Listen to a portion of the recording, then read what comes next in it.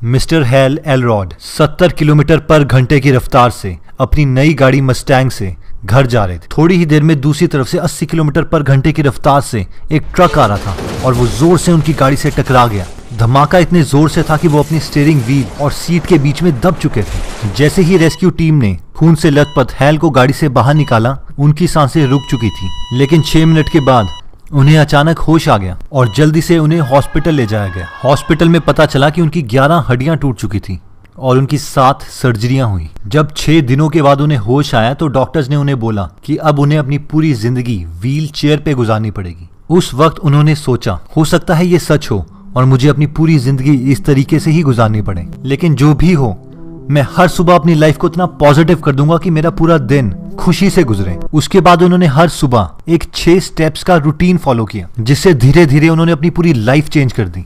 ये 6 स्टेप का रूटीन इतना इफेक्टिव था कि जिस आदमी को डॉक्टर्स ने बताया था कि वो अपनी पूरी जिंदगी व्हीलचेयर पे गुजार देंगे, उन्होंने 2008 में 52 घंटे का अल्ट्रा मैराथन भागा और आज वो बहुत ही ज्यादा सक्सेसफुल मोटिवेशनल स्पीकर हैं। तो चलिए दोस्तों, हम भी देख लेते हैं वो 6 स्टेप्स का मॉर्निंग रूटीन क्या था। ये 6 स्टेप्स का मॉर्निंग रूटीन याद रखने के लिए हेल ने एक एक्रोनिम बनाया, जिसे उन्होंने कहा सेवर्स, जिसमें एस का मतलब है साइलेंस। दोस्तों, हमें से मैक्सिमम लोग उठते ही इतना लेट हैं कि आंखें खोलते ही हमें काम याद आ जाते हैं और अपने काम की तरफ भागना पड़ता है, शायद जॉब, स्कूल या फिर खाना बनाना, घर का काम, कुछ भी। लेकिन हेल बोलते हैं कि सुबह हमें थोड़ी जल्दी उठकर गहरी गहरी सांसें लेनी है। इस 2 से 3 मिनट के शांत वातावरण में आप मेडिटेशन कर सकते हैं, प्रेयर कर सकते हैं, या फिर आपकी लाइफ में जो भी अच्छा हो रहा है उसके बारे में सोचिए। जितना ज्यादा आप ग्रेटिट्यूड शो करेंगे, यानी भगवान ने आपको जो जो दिया है उन्हें पूरे दिल से उसके लिए धन्यवाद बोलेंगे, तो उतनी ही ज्यादा पॉजिटिव एनर्जी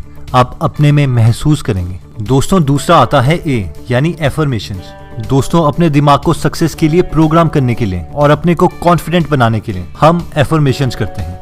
ये चीज हम कुछ इस तरीके से कर सकते हैं, इमोशन के साथ अपने गोल को बार बार रिपीट करके कि हम क्या करना चाहते हैं, लाइफ में क्या पाना चाहते हैं। ये चीज कॉन्शियसली करने से हम अपने सबकॉन्शियस माइंड को प्रोग्राम कर सकते हैं। ऐसा करने से हमारे थॉट्स, हमारे विचार चेंज होंगे, जिससे हमारा बिलीफ, हमारा विश्वास चेंज होगा और ये हमारा बिहेवियर चेंज करेगा, जो फाइनली एक अच्छी हैबिट में कन्वर्ट हो जाएगा। दोस्तों, नेक्स्ट आता है वी, यानी विजुअलाइजेशन, जिसका मतलब है मेंटल रिहर्सल, यानी अपने दिमाग में पिक्चर्स देखना उन स्पेसिफिक बिहेवियर की या आउटकम की जो आप अपनी लाइफ से चाहते हैं।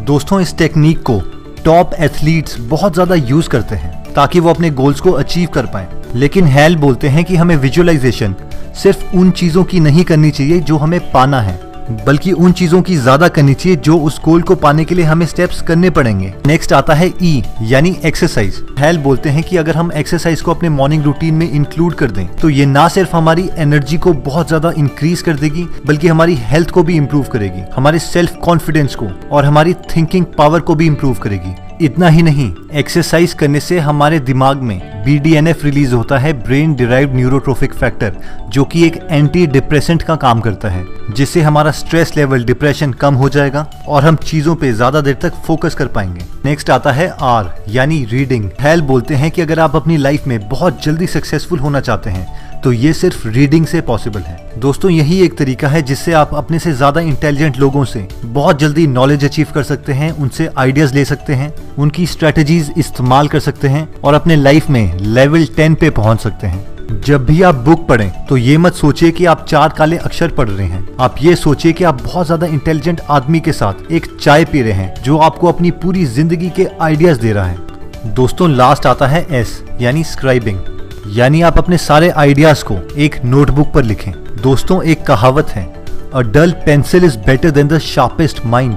हर रोज हमारे दिमाग में हजारों ब्रिलियंट आइडियाज आते हैं, लेकिन हेल कहते हैं कि अगर हम इन आइडियाज को एक नोटबुक पे ना उतारें तो थोड़े दिनों बाद ही हम इन सबको भूल जाएंगे। अगर हम अपने गोल्स को अपने दिमाग में फिक्स करना चाहते हैं तो उन्हें पेपर पे उतारना बहुत इंपॉर्टेंट है। इससे हमारे दिमाग के न्यूरॉन्स लाइट अप हो जाते हैं, जिसे हम ब्रेन वायरिंग भी कहते हैं।